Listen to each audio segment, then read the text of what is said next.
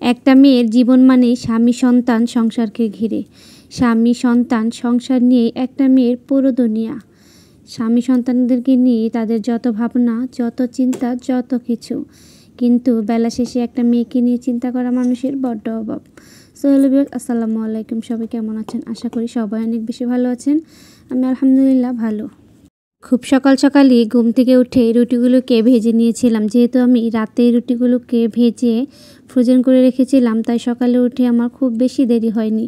রুটিগুলোকে ভেজে সকালের নাস্তা সেরে নিলাম। তারপর এই তো বাইরে আসলাম একটু বসে থাকার জন্য। ছেলেকে বসিয়ে দিলাম খেলা করার জন্য, সে খেলা করছিল। এদিকে আমি রান্নাবান্না করার জন্য যেগুলো দরকার সেগুলো কেটে পরিষ্কার করে রেডি করে নিচ্ছিলাম।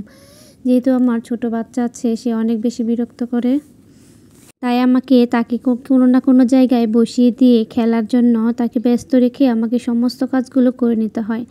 আমি সমস্ত কিছু তরকারি কেটে পরিষ্কার করে রেখে তারপর বাচ্চাকে এক জায়গায় বসিয়ে খেলা করার জন্য রান্নার জন্য চলে আসি। আজকে যেহেতু শুক্রবার, আর শুক্রবার মানে ভালো মন্দ রান্নাবান্না করা, সেই সাথে তো কাজের অনেক বেশি চাপ।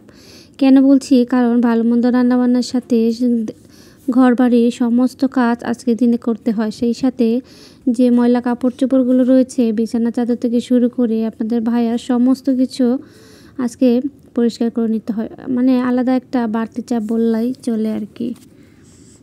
তো যাই হোক, কথা বলতে বলতে ওইদিকে আমি যে ইলিশ মাছ ছিল, ইলিশ মাছগুলো আমি একটা আলু দিয়ে আর পেঁয়াজ দিয়ে ভেজে নিয়েছিলাম। আর সেই সাথে আমি আজকে গরুর মাংস রান্না করব।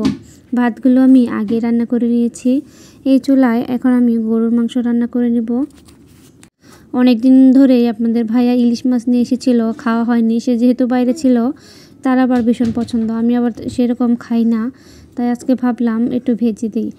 আলু দিয়ে পেঁয়াজ দিয়ে একটু ভাজা ভাজা করেছি, ভীষণ মজা হয়েছে। সাথে একটা টমেটো দিয়েছিলাম, আসলে আমার কাছে খুব ভালো লেগেছে।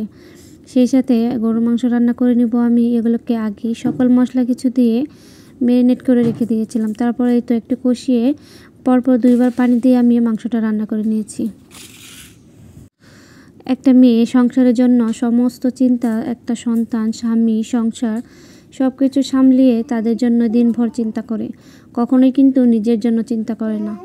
একটা মেয়ের দুনিয়া ঘিরে তার স্বামী, সন্তান, তার সংসার, তার অস্তিত্বের সাথে মিশে রয়েছে। কিন্তু বেলা শেষে দেখবেন একটা মেয়ের জন্য চিন্তা করার মানুষের বড্ড অভাব। দেখবেন সব পরিবারের মেয়েরা সম্মান পায় না, ভালোবাসা পায় না। সারাদিন খাটনি করেও দেখবেন তাদের কোনো নাম হয় না। দিন শেষে শুনতে হয় কি করেছ। তো যাই হোক, কথা বলতে বলতে সকল কিছু রান্নাবান্না করে নিলাম।